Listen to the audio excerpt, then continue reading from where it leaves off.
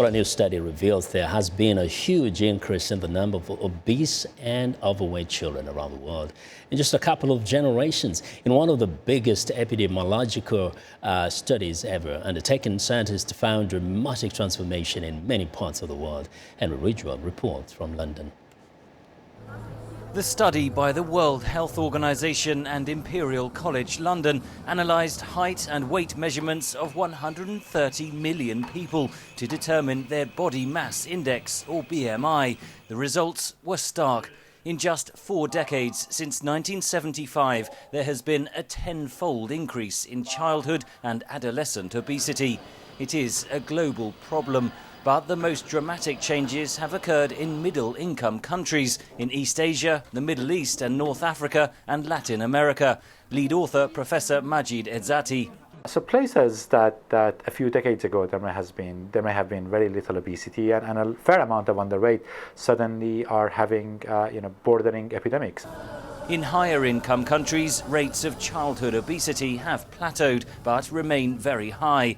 In this income group, the United States had the highest obesity rates.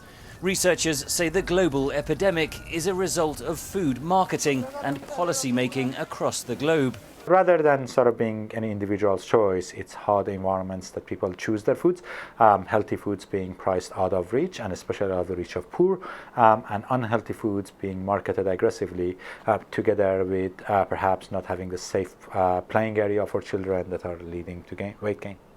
Obesity is an underlying cause of many diseases later in life, including heart disease, stroke, diabetes and some cancers. But it also has a big impact in childhood. So it's associated with a stigma, so psychosocial consequences for the children. There is some evidence that it actually affects educational outcome of the children. The study also looked at the number of underweight children, which still represents a major health challenge, especially in the poorest parts of the world. India had the highest prevalence of moderately and severely underweight young people.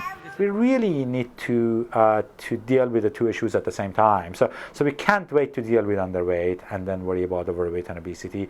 The transition happens really fast and they are all different forms of malnutrition. The report's authors are calling for policymakers to find ways to make healthy, nutritious food more available at home and school, especially in poorer families and communities, alongside higher taxes on unhealthy foods. Henry Ridgewell for VOA News, London.